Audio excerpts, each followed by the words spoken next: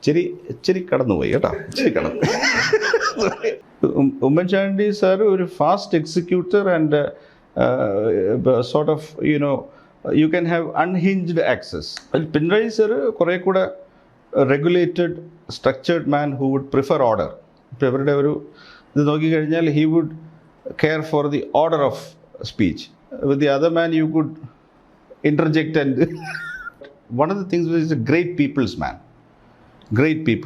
അപ്പം നിങ്ങൾ ഈ പറഞ്ഞ മോദി ആർട്ടിക്കിളും ഒക്കെ എഴുതി ഞാൻ അലമ്പുണ്ടാക്കി നിൽക്കുന്ന സമയത്ത് ഞാൻ വയനാട് നിന്ന് വന്നിട്ട് പുള്ളിയുടെ മുറിയിൽ സംസാരിക്കാനായിട്ട് കയറും. അപ്പം his parlour total disorder and he is writing something on the board.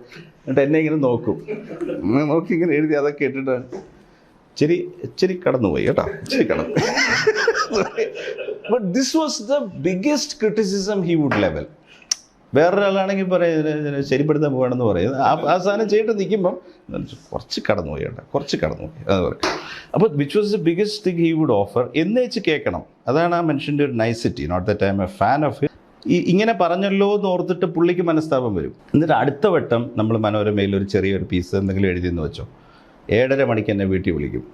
ഇന്ന് എഴുതിയതുണ്ടല്ലോ നന്നായിരിക്കുന്നു, ഒരു കുഴപ്പമില്ല. Can you expect that courtesy?